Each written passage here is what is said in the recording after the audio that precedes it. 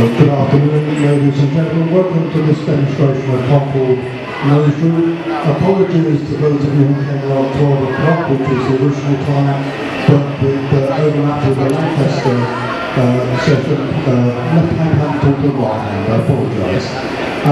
Anyway, welcome to this demonstration of Concorde's nose droop. This Concorde is a pre-production Concorde. There were two, one owned by the British government, one owned by the French government.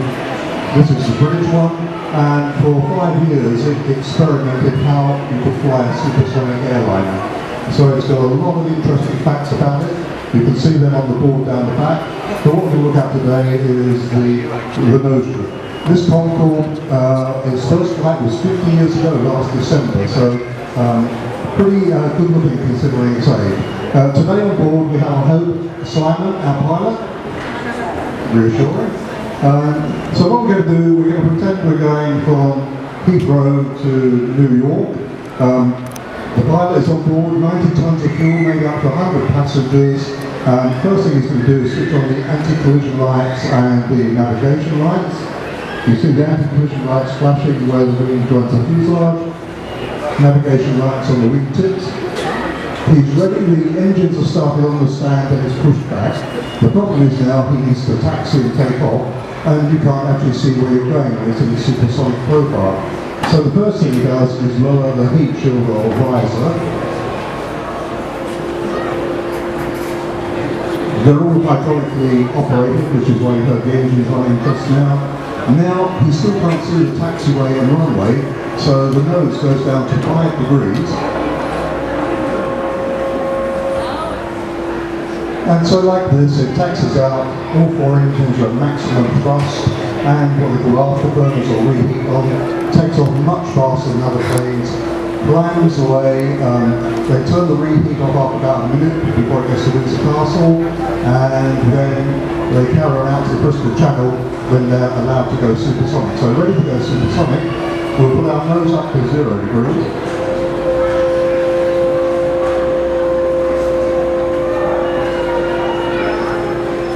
And then the visor or heat shield comes up, and that's essential, not just to streamline the plane, but even though it's going to fly at 63,000 feet, a lot higher than today's airliners, it gets a lot of friction from the air. This one, because it is the fastest ever Concorde, 1,450 miles an hour, it's 25 miles a minute, it got too hot. Its nose temperature went up to about 140 degrees, and the engineers decided that was just a bit too high, because the metal won't last so long, so the airline ones run 100 miles an hour slower. So we're cruising across the Atlantic at 14, 50 miles an hour or whatever. This is the fastest airline. It's actually one from UK to the USA. We're approaching the American coast, so we start to slow down, and once we're subsonic we lower the visor again.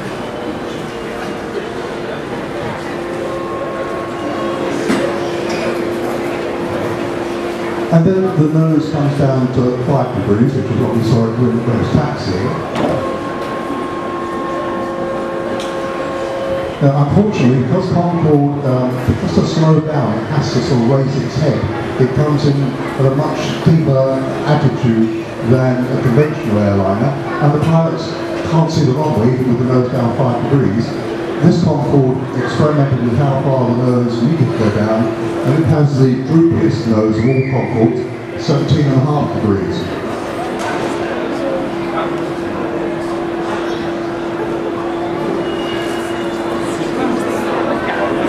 And at 17.5 degrees you can see the runway beautifully to land, but when the Air France and British Airways pilots started training it, they didn't like it because the nose is totally out of sight, so the airline noses were 12.5 degrees, which is why I said this was the droopiest one.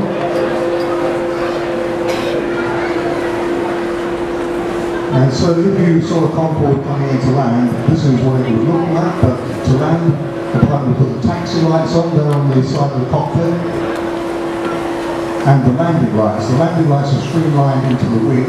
You can see them coming down, and once they are fully down, they illuminate.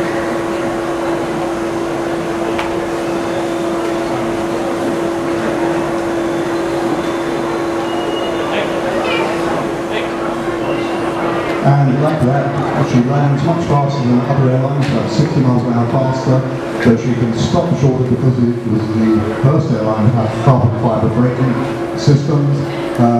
She stops, slows down, ready to taxi off the runway.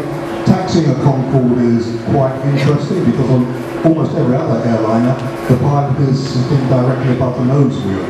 If you look at this one, the nose wheel is some 30 feet or so behind, so the pilot has to overshoot the taxi lines, at least visually, before he turns, goes on to the jetway, connects up, and the passengers are ready to disembark. But we want to make it all look very sleek and streamlined. So the first thing we done, well, put the nose back. This one has to go back down to 17.5. And then we will go to 5 degrees.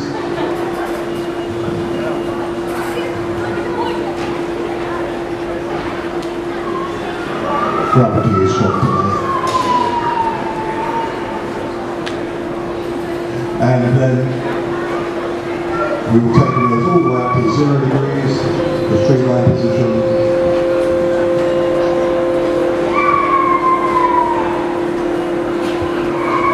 And then up will come the heat shield visor. I'd like to thank Simon for pressing all the right buttons in the right order. And I hope you enjoyed the demonstration, ladies and gentlemen. Thank you.